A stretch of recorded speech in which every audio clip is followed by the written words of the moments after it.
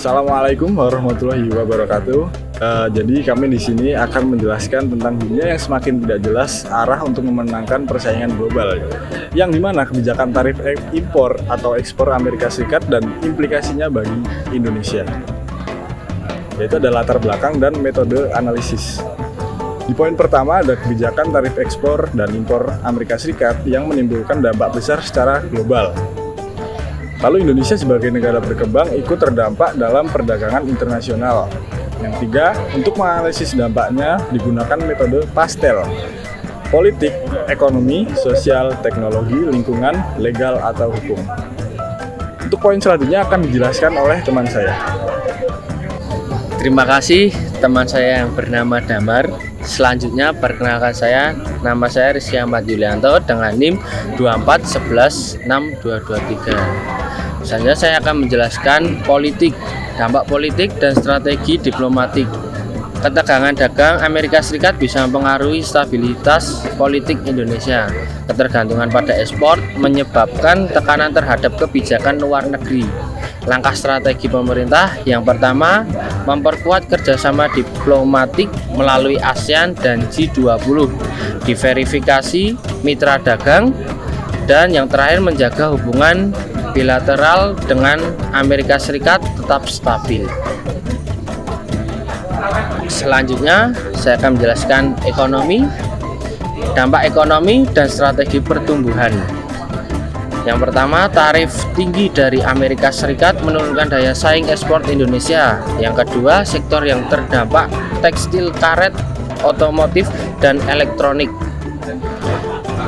Strategi pemerintah, hilirisasi industri, meningkatkan nilai tambah produk lokal, mendorong pertumbuhan ekonomi nasional hingga 8%. Selanjutnya akan dijelaskan oleh teman saya. Oke, terima kasih kepada Mas Ahmad. Saya akan melanjutkan penjelasan presentasi berikut. Perkenalkan, nama saya Zain Mustafa dengan NIM 24116181 dengan judul Sosial, Dampak Sosial dan Solusi Masyarakat. Solusi pemerintah mencakup pelatihan ulang tenaga kerja reskilling. Kedua, bantuan sosial terarah. Ketiga, pemberdayaan UMKM dan program padat karya. Masalah pertama, penurunan ekspor dapat memicu PHK dan pengangguran. Masalah kedua, kenaikan harga barang impor berdampak ke masyarakat bawah. Lalu dengan judul teknologi, inovasi lokal di tengah krisis. Pertama, pembatasan barang impor menjadi peluang untuk inovasi lokal. Kedua, kemandirian teknologi makin penting.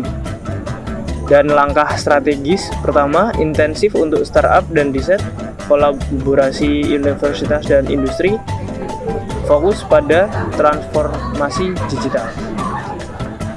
Oke, terima kasih buat teman saya Zen.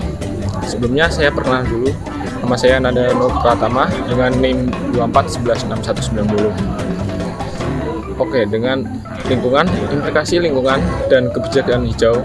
Pertama, permasalahan desakan ekspor ke negara lain memicu eksploitasi alam berlebihan. Kedua, ketidakseimbangan antara ekonomi dan lingkungan. Solusinya, pertama, mendorong green economy. Kedua, penerapan carbon tax dan standar industri ramah lingkungan. Ketiga, reforestasi dan keberlanjutan industri. Selanjutnya, legal atau hukum. Aspek hukum internasional dan nasional. Pertama, kebijakan tarif Amerika Selatan dapat dipermasalahkan lewat WTO. Kedua, Indonesia perlu proaktif dalam sengketa dagang internasional. Ketiga, langkah hukum. Gunakan mekanisme WTO disebut settlement. Kedua, perlindungan hukum lewat UU Perdagangan. Ketiga, penyelesaian regulasi ekspor impor yang adaptif. Sebelumnya terima kasih kepada teman saya Mas Nanda atas penjelasannya. Sebelumnya perkenalkan, nama saya Ilham Malik dengan NIM 24116220. Sini saya bakal jelasin bagian rekomendasi strategis. Langkah konkret untuk Indonesia.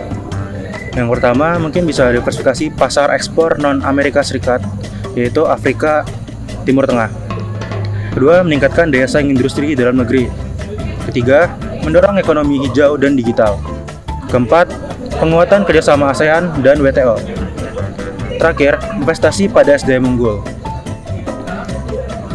Selanjutnya, dan yang terakhir, saya bakal jelasin kesimpulan. Jadi hasil yang bisa kita simpulin dari presentasi kita hari ini, yang pertama, tantangan global akibat kebijakan tarif AS nyata dan kompleks.